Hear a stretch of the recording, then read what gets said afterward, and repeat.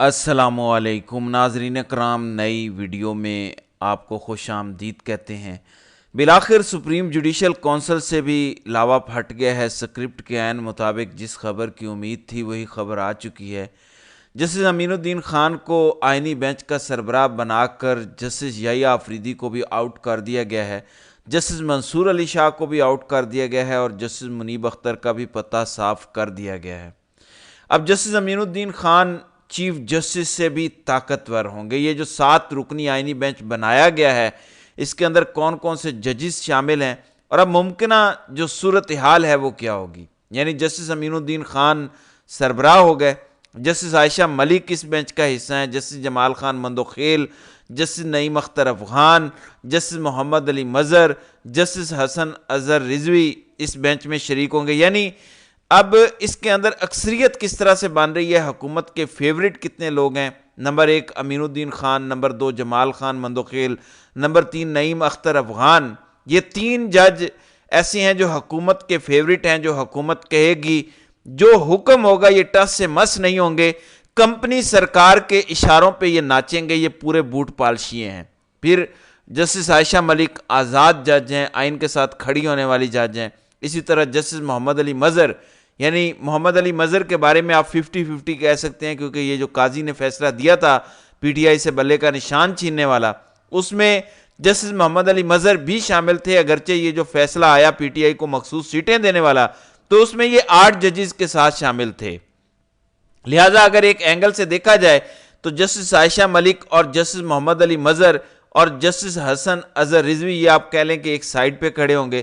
پھر اس کے علاوہ اس بینچ کے اندر جسٹس مسرت ہلالی بھی شامل ہیں۔ لہٰذا اب آپ یوں کہہ سکتے ہیں کہ یہ جو بینچ بنا ہے اس میں حکومت ہی کی اکثریت ہے، لہٰذا حکومت جو چاہے گی وہی فیصلے ہوں گے، جو اسٹیبلشمنٹ چاہے گی، جو ہماری ملٹری چاہے گی وہی فیصلے ہوں گے۔ لہٰذا سپریم کورٹ پر اس وقت مکمل ملٹری کا کنٹرول ہو چکا ہے، اور اسی طرح سے آپ کا آئینی بینچ بھی مکمل طور پر مینج ہو چکا ہے۔ جسٹس یحییٰ آفریدی کے حصے میں بھی کچھ نہیں آیا، جسٹس منصور علی شاہ کے حصے میں بھی کچھ نہیں آیا۔ یعنی یہ کون سی سپریم کورٹ ہوگی، یہ کون سا بینچ ہوگا جس کے اندر پک اینڈ چوز کیا گیا؟ جسٹس اطہر من اللہ کو نہیں رکھا گیا، 3 سینئر ججز کو نہیں رکھا گیا اور پورے کا پورا کھیر پلٹا دیا گیا۔ یعنی اب پریکٹس اینڈ پروسیجر بینچ کے اندر بھی وہی قاضی والا امین الدین خان ہوگا اور وہی بوٹ پالشیا امین الدین خان ہوگا، اور باقی تمام اہم فیصلوں کے اندر بھی امین الدین خان اور جمال خان مندوخیل ہوں گے۔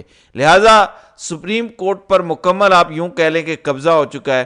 دوسری طرف منیب اختر کے خلاف بھی شکایت آ چکی ہے کہ جسٹس منیب اختر کو فارغ کیا جائے، ان کا کنڈکٹ ٹھیک نہیں ہے، لہٰذا جسٹس منیب اختر کو بطور جج اب رہنے کا حق نہیں بنتا، لہٰذا سپریم جوڈیشل کونسل کے اندر ان کے خلاف شکایت دائر ہو چکی ہے۔ اب ذرا ایک اور خبر سن لیں جو عمران خان کے حوالے سے اڈیالہ جیل سے آ رہی ہے۔ علیمہ خان نے گفتگو کی ہے، کیونکہ آج توشہ خانہ 2 کی سماعت تھی، لہٰذا انہوں نے عمران خان سے ملاقات کی۔ وہ کہتی ہیں کہ عمران خان نے کہا ہے کہ کل اسمبلی میں جو ہوا ظلم کا نظام تھا، اسے قانونی حیثیت دے کر جائز قرار دے دیا گیا۔ 4 منٹوں میں بغیر کسی بحث کے تمام بلز منظور کر لیے گئے۔ یہ پاکستان میں عالمی ریکارڈ ہے، کس طرح سے ملٹری نے پارلیمنٹ، عدالت، ہر چیز کو اپنی مٹھی میں لے لیا ہے۔ عمران خان نے کہا کہ آج آپ کو اچھی طرح سمجھ آ گئی ہوگی کہ آپ سے آپ کی آزادی چھینی جا رہی ہے۔ اس کے علاوہ عمران خان نے کہا کہ دیکھیں اب قوم نے فیصلہ کرنا ہے، قوم کے سامنے دودھ کا دودھ اور پانی کا پانی ہو چکا ہے کہ جس طرح سے قانون سازیاں ہو رہی ہیں، جس طرح سے عدلیہ کو غلام بنا لیا گیا ہے، لہذا اب قوم کو نکلنا ہوگا۔ اب انقلاب آخری آپشن ہے، انقلاب کے علاوہ اب کوئی رستہ نہیں بچا ہوا۔ اسی طرح سے اعظم سواتی کے ساتھ کیا ہوا؟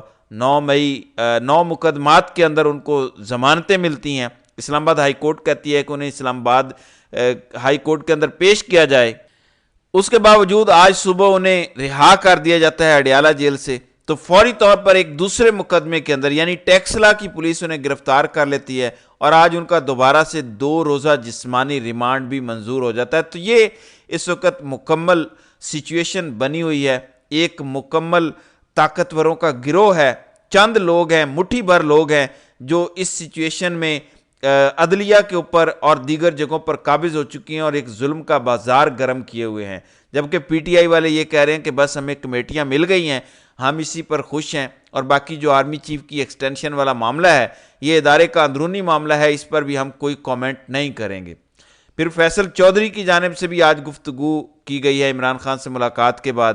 وہ کہتے ہیں کہ عمران خان اپنے موقف پر قائم ہے، کسی قسم کی کوئی ڈیل نہیں ہوگی، جدوجہد جاری رہے گی، اور عمران خان نے کہا کہ ہم لڑیں گے اور کسی قسم کی اسٹیبلشمنٹ کے ساتھ ڈیل نہیں ہوگی۔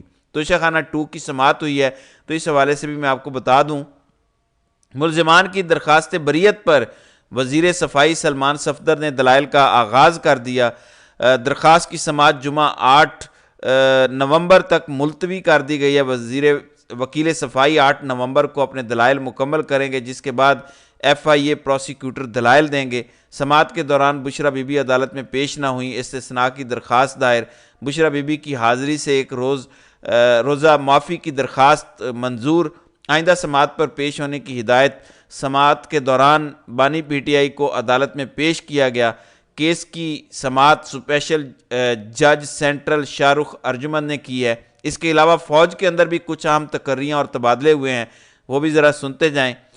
Lieutenant general S N Gulrez کو corps commander Multan, lieutenant general Arshad Naseem surgeon general director general medical services G H Q تعینات، جبکہ lieutenant general Amir Najm national defence university Islamabad کے صدر، لیفٹیننٹ جنرل تبسم حبیب کو joint staff headquarters Rawalpindi, director general joint staff lieutenant general Hassan Khattak G H Q میں quartermaster general تعینات، اور اسی طرح سے lieutenant general Azhar Waqas adjutant general G H Q Rawalpindi تعینات ہو چکے ہیں۔ تو یہ اس وقت جو ہے وہ صورتحال ہے، ایک مکمل کو کی سی صورتحال ہے۔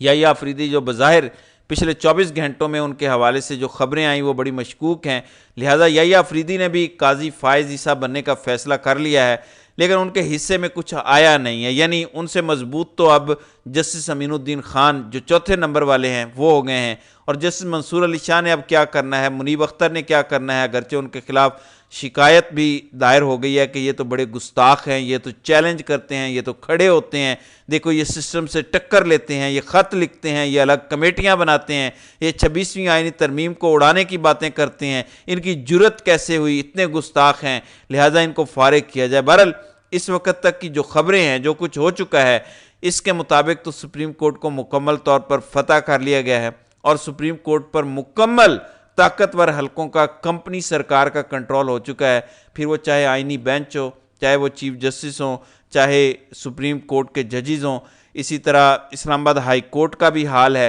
تو پورا سسٹم کنٹرول ہو چکا ہے۔